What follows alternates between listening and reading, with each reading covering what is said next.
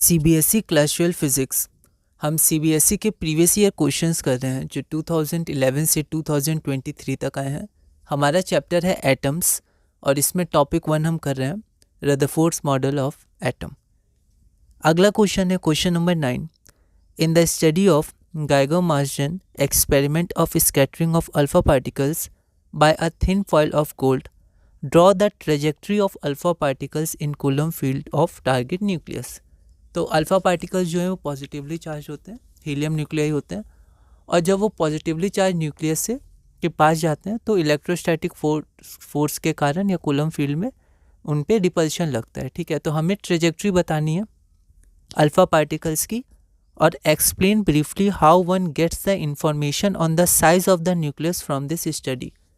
तो size of nucleus के बारे में कैसे पता लगाया गया, ब्रीफली हमें एक्सप्लेन करना है इस एक्सपेरिमेंट से। यह क्वेश्चन ऑल इंडिया 2015 में 2 मार्क्स का पूछा गया था।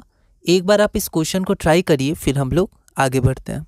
तो ये डायरेक्ट एनसीईआरटी में भी ये है, ठीक है, ग्राफ भी है, पर यहाँ हमें ट्रेजेक्ट्री दिखानी है। तो एनसीईआरटी बहुत इंपॉर्टेंट है, बोर्ड है, और मेंस के लिए भी ये इंपॉर्टेंट है। ठीक है, the trajectory of an alpha particle या particles in the Coulomb field of the target nucleus is. तो यहाँ पर मान लेते हैं हमारे पास ये एटॉमिक न्यूक्लियस है और यहाँ पर हमने 5 अल्फ़ा पार्टिकल्स लिए हैं, 1 2 3 2 डैश और 3 डैश। आप अलग अलग नंबरिंग कर सकते हैं, अलग अलग तरह से शो कर सकते हैं। ठीक है, नंबर 1 जो है मानते हैं वो सीधा यहाँ तक आया तो ये डिस्टेंस ऑफ क्लोजेस्ट अप्रोच होगा और यहाँ से वो रिवर्स कर गया। ठीक है, जो हमारे पास नंबर 2 का अल्फ़ा पार्टिकल है वो यहाँ आया, फिर न्यूक्लियस से रिवर्स तो पूरी तरह नहीं किया पर डिफ्लेक्ट हो गया इस डायरेक्शन में, और नंबर 3 का जो है वो इस डायरेक्शन में रिफ्लेक्ट हो गया। तो ये हो जाएगा एंगल ऑफ स्कैटरिंग थीटा। ठीक है, उसी तरह जो 2 डैश का है वो इधर डिफ्लेक्ट हो गया और जो हमारा 3 डैश का अल्फ़ा पार्टिकल है वो इधर डिफ्लेक्ट हो गया, और ये हमारा डिस्टेंस ऑफ क्लोजेस्ट अप्रोच, मतलब क्लोजेस्ट कहाँ तक आया, where 1 2 3 2 dash 3 dash r alpha particles, है ना।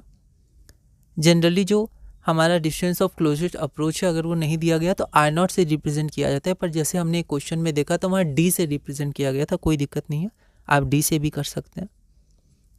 इसका एक पार्ट और है कि explain briefly how one gets the information on the size of the nucleus. ठीक है, तो साइज ऑफ द न्यूक्लियस के लिए आप लोग क्वेश्चन नंबर 7 को रेफर कर सकते हैं। उसमें भी यही क्वेश्चन था कि साइज ऑफ द न्यूक्लियस के बारे में कैसे पता लगाया गया। तो ज़्यादातर अल्फ़ा पार्टिकल्स क्या होते थे, पास कर जाते थे, या बहुत ही कम डिफ्लेक्शन, जो एप्रिसिबल डिफ्लेक्शन नहीं था। ठीक है, और बहुत ही कम डिफ्लेक्ट कर पाते थे। तो इसका मतलब जो न्यूक्लियस या पॉजिटिव चार्ज है, जहाँ पर पॉजिटिव चार्ज रहता है वही न्यूक्लियस कहलाता है। ठीक है, बाद में पता चला उसमें न्यूट्रॉन भी रहता है, लेकिन ये 1911 के आसपास का एक्सपेरिमेंट है, उस समय न्यूट्रॉन को डिस्कवर नहीं किया गया था। तो सारा पॉजिटिव चार्ज आपका एक बहुत ही छोटी जगह था जिसे न्यूक्लियस कहा गया, तो उसका साइज़ बहुत ही कम था क्योंकि बहुत कम अल्फ़ा पार्टिकल्स डिफ्लेक्ट किए थे। ठीक है, तो आप लैंग्वेज में इसको लिख सकते हैं, और आप चाहें तो क्वेश्चन नंबर 7 को रेफर कर सकते हैं लैंग्वेज के लिए। अगला क्वेश्चन है हमारा question number 10। Explain in brief why Rutherford's model can not account for the stability of an atom. तो Rutherford model stability of atom के लिए अकाउंट नहीं कर पाया। उसने बहुत सारी चीज़ें सही बताई न्यूक्लियस के बारे में, ठीक है, और ऑर्बिट्स के बारे में। अभी क्वांटम मॉडल में वैसे वो वेल डिफाइंड ऑर्बिट्स नहीं होती हैं, लेकिन उस समय 1911 में जो था, और उसके बाद बोर का जो एटॉमिक मॉडल आया उसमें भी उन्होंने भी इसी को रिफाइन किया, है ना। तो उस समय स्ट्रक्चर के बारे में बहुत कुछ बताया था, लेकिन जो स्टेबिलिटी ऑफ एटम है उसके बारे में ये नहीं बता पाया था। और इसके अनुसार अगर स्टेबिलिटी ऑफ एटम देखा जाए तो एटम कोलैप्स कर जाएगा, लेकिन हमें पता है एटम नेचुरली स्टेबल होता है ना। तो यहाँ पूछा गया है कि हमें ब्रीफ में ये एक्सप्लेन करना है कि रदरफोर्ड का जो मॉडल था वो अकाउंट क्यों नहीं कर पाया स्टेबिलिटी ऑफ एटम में। यह क्वेश्चन दिल्ली 2010 में 2 मार्क्स का आया था और सिमिलर क्वेश्चन हम कर चुके हैं। तो इसके लिए आप क्वेश्चन नंबर 4 को रेफर कर सकते हैं, हमने ये किया है। ठीक है, अगला क्वेश्चन है हमारा question number 11। Briefly explain Geiger Marsden experiment, show the variation of the number of particles scattered, जिसको एन से रिप्रेजेंट किया गया है, with scattering angle theta in this experiment. तो ये डायरेक्ट एनसीईआरटी का है ना। What is the main conclusion that can be inferred from this plot. तो इससे मेन कंक्लूजन क्या दिया गया, ये इंपॉर्टेंट क्वेश्चन है क्योंकि ये बोर्ड जैसा क्वेश्चन है।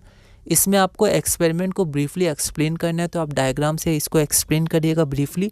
और फिर वेरिएशंस ऑफ, मतलब थीटा पे नंबर ऑफ अल्फ़ा पार्टिकल्स कितने थे, ठीक है, एक पर्टिकुलर एंगल ऑफ थीटा पे या स्कैटरिंग एंगल पे, और कंक्लूजन क्या, मेन कंक्लूजन क्या इससे ड्रॉ किया गया। या क्वेश्चन CBSE 2023 में 3 मार्क्स का पूछा गया था। एक बार आप इस क्वेश्चन को ट्राई करिए, फिर हम लोग आगे बढ़ते हैं। तो यहाँ पर ये गाइगर-मार्शन एक्सपेरिमेंट है, अलग अलग जगह थोड़ा अलग अलग रिप्रेजेंटेशन है। तो यहाँ मैंने एक रिप्रेजेंटेशन शो किया है, स्कीमेटिक डायग्राम। आप चाहें तो और भी कर सकते हैं, कुछ ऐड कर सकते हैं, कुछ रिमूव कर सकते हैं, ठीक है, जैसा आपको ठीक लगे।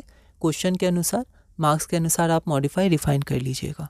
ये आपका सोर्स ऑफ अल्फ़ा पार्टिकल्स है, ठीक है। जनरली ये रेडियो एक्टिव सोर्स होता है, यूरेनियम न्यूक्लियाई या और भी न्यूक्लियाई लिया जा सकता है। तो इससे अल्फ़ा पार्टिकल्स एमिट हुआ, ठीक है। अब ये अल्फ़ा पार्टिकल्स को एक नैरो बीम में लाने के लिए लेड ब्रिक्स का यूज़ होता है, और यहाँ पर बहुत ही थिन गोल्ड फॉइल है। तो ये क्या करते हैं, इससे टकराते हैं। तो ये अलग अलग, एक ही मैंने शो किया है, ठीक है। तो जब ये टकराएंगे तो ये अलग अलग एंगल से निकल सकते हैं, ठीक है, ठीक है। अगर मान लीजिए यहाँ से जा रहे हैं तो अगर ऊपर होंगे तो ये डायरेक्टली पास कर जाएंगे, बहुत ही कम डिफ्लेक्ट करेंगे। और अगर ये न्यूक्लियस के जस्ट सामने है तो 180 डिग्री भी डिफ्लेक्ट कर सकते हैं, लेकिन वो बहुत कम होगा, है ना। ये आपका थीटा है, एंगल ऑफ डिफ्लेक्शन, या फिर हम लोग इसको स्कैटरिंग एंगल बोलते हैं। स्कैटरिंग एंगल थीटा है, ओके। यहाँ पर आपका स्क्रीन होता है ZNS का, ठीक है, जो इस यहाँ पर आपका फ्लैशेज, लाइट के फ्लैशेज शो करता है, और ये आपका माइक्रोस्कोपिक डिटेक्टर है। तो ये आपका बेसिक रिप्रेजेंटेशन है गाइगर-मार्शन एक्सपेरिमेंट का। उसके बाद हम लोग आगे देखते हैं। अब यहाँ पर ये एक्सपेरिमेंट क्या था, तो इसको मैंने पॉइंट वाइज लिखा है, इसको आप मॉडिफाई कर सकते हैं, एक लैंग्वेज में मैंने लिखा है। इन this experiment a narrow beam of alpha particles from a radioactive source was incident on a gold foil। तो गोल्ड फॉयल जो हमारे पास है, एक narrow beam of alpha particle को इंसिडेंट किया गया। The scattered alpha particles were detected by a rotatable detector. तो यहाँ पर हमारे पास रोटेटेबल डिटेक्टर है, तो इससे हम क्या किया गया, तो स्कैटर्ड अल्फा पार्टिकल को डिटेक्ट किया गया, ठीक है। इसमें माइक्रोस्कोप भी लगा हुआ है। ZNS इस स्क्रीन को यूज़ किया गया क्योंकि वो लाइट फ्लैशेस को शो करते हैं जब अल्फ़ा पार्टिकल इंसिडेंट करते हैं। द अल्फ़ा पार्टिकल प्रोड्यूस स्किंटिलेशंस, ठीक है, वही लाइट फ्लैशेस जो होते हैं on the screen which could be observe through a microscope. Rotatable detector में माइक्रोस्कोप लगा हुआ था, ठीक है। तो ये आपका बेसिक एक्सपेरिमेंट हुआ था। The variation of the number of particles scattered with the scattering angle. तो स्कैटरिंग एंगल है और ये नंबर ऑफ पार्टिकल्स, आप देख सकते हैं कि स्कैटरिंग एंगल बहुत ही कम है और नंबर ऑफ पार्टिकल बहुत ज़्यादा है।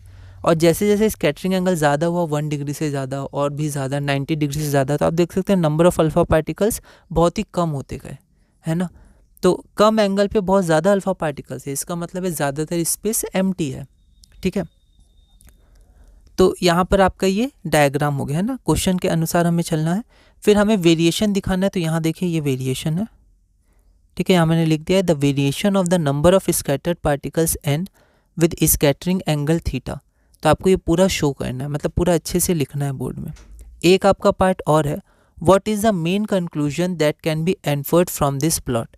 तो इस प्लॉट से, इस एक्सपेरिमेंट से मेन कंक्लूजन पूछा गया आपसे, वो क्या है, ठीक है। तो यहाँ देखते हैं, most of the alpha particle passed undeviated and only a few approximately 0.14%, आप चाहें तो ये न्यूमेरिकल वैल्यू लिख सकते हैं, scattered by more than 1 degree. 1 in 8000 alpha particles deflected by more than 90 degree. तो ये आपका ऑब्जर्वेशन है, 2 मेन ऑब्जर्वेशन है, लेकिन जो कंक्लूजन दिया गया उसमें 2 कंक्लूजन दिया गया। जो ज़्यादातर अल्फा पार्टिकल्स अनडिफ्लेक्टेड पास किए उसके लिए कंक्लूजन था most of the space in the atom is empty. और जो सेकंड था कि बहुत ही कम अल्फा पार्टिकल स्कैटर्ड हुए, 1 डिग्री से ज़्यादा 0.14% और 90 डिग्री से ज़्यादा के लिए एक एवरेज में 8000 में से 1 अल्फा पार्टिकल, है ना।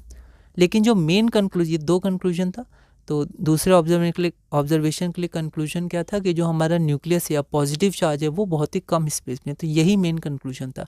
तो यहाँ पर देखिए मैंने सिर्फ एक कंक्लूजन लिखा है, most of the space empty है, ये नहीं लिखा है क्योंकि यहाँ पर पूछा गया what is the main conclusion. आप चाहें तो दोनों लिख सकते हैं, ठीक है। तो आप अपने अनुसार चाहें तो क्वेश्चन के आंसर को मॉडिफाई कर सकते हैं। तो the main conclusion that can be inferred is all the positive charge and most of the mass, ठीक है। यहाँ मोस्ट ऑफ द मास क्यों, क्योंकि इलेक्ट्रॉन्स के भी मास होते हैं, लेकिन हम लोग इसको ऐसे लैंग्वेज में लिख सकते हैं प्रैक्टिकली ऑल द मास, ठीक है। प्रैक्टिकल पर्पस के लिए ऑल द मास जो मास होता है वो न्यूक्लियस का ही होता है, ठीक है। And most of the mass of the atom is concentrated in a tiny dense central core called nucleus, है ना। लैंग्वेज आप देख लीजिएगा। तो ये 3 पार्ट था, तीनों पार्ट लिखा है। तो आपको बहुत ही ध्यान से ऐसे क्वेश्चन जो 3 मार्क्स 5 मार्क्स के होते हैं उनमें कई बार क्या होता है कि यहाँ पर सबसे बड़ा पार्ट पहले ही पार्ट था, ठीक है, जो एक्सपेरिमेंट को एक्सप्लेन करना था, उसके बाद ये भी कर दिया। तो क्या होता है कि सबकॉन्शियस माइंड में हमें लगता है अब ये क्वेश्चन पूरा हो चुका है, पर हम लोग भूल जाते हैं कि एक पार्ट और है। तो हमें अच्छे से क्वेश्चन को पढ़ना है, आंसर को चेक करना है, और लास्ट में भी आप रिवीजन जरूर करिएगा, और लिखते के साथ एक बार रिवीजन कर ही लीजिएगा जो आपको लास्ट में भी करना है, ठीक है। तो ऐसे करके कुछ टेक्निक्स आप डेवलप कर सकते हैं इस समय बोर्ड के लिए। अगला क्वेश्चन है हमारा question number 12। Using Rutherford model of the atom derive the expression for the total energy of the electron. ये इंपॉर्टेंट क्वेश्चन है। Using Rutherford model of the atom derive the expression for the total energy of the electron in hydrogen atom। Generally hydrogen atom के बारे में discuss हम लोग अगले topic Bohr's atomic model, जब bourse postulates जो उन्होंने दिए थे उसमें हम लोग करेंगे। और जितने भी एक्सप्रेशन है, चाहे वो टोटल एनर्जी का हो, रेडियस का हो, ठीक है, तो वो सारे जो आपके पास एक्सप्रेशन है वो उसी में टॉपिक में। लेकिन यहाँ पर रदरफोर्ड मॉडल शुरू में ही लिख दिया है, तो आपको रदरफोर्ड मॉडल की मदद से डिराइव करना है expression for the total energy, ठीक है। ये बहुत ही इंपॉर्टेंट है। टोटल एनर्जी का कॉन्सेप्ट मेंस के लिए भी बहुत इंपॉर्टेंट है, बोर्ड के लिए भी बहुत इंपॉर्टेंट है। लेकिन यार रदरफोर्ड मॉडल से आपको क्या करना है, डिराइव करना है, क्योंकि ये बोर्ड है ना। तो using Rutherford model of the atom derive the expression for the total energy of the electron in hydrogen atom. What is the significance of total negative energy possessed by the electron. तो हम जानते हैं जो electron के पास energy होती है minus होती है 13.6 by n square electron volt, ठीक है। तो इलेक्ट्रॉन वोल्ट में हम लोग देखें तो कन्वर्जन ऑफ यूनिट्स भी बहुत इंपॉर्टेंट है। तो जनरली इलेक्ट्रॉन वोल्ट में एनर्जी दिखाई जाती है। तो वो जो निगेटिव साइन है उसका क्या सिग्निफिकेंस, यहाँ फिर से 2 पार्ट है। ये पार्ट बहुत इंपॉर्टेंट है, ठीक है, थोड़ा सा लेंदी है पर इंपॉर्टेंट है, कंसेप्चुअल है, तो ये पार्ट हमें भूलना नहीं है, ठीक है, ये पार्ट भी है। तो यह क्वेश्चन ऑल इंडिया 2014 में 3 मार्क्स का पूछा गया था। एक बार आप इस क्वेश्चन को ट्राई करिएगा। अगली वीडियो में हम लोग क्वेश्चन नंबर 12 से कंटिन्यू करेंगे और धीरे धीरे चैप्टर में आगे बढ़ेंगे।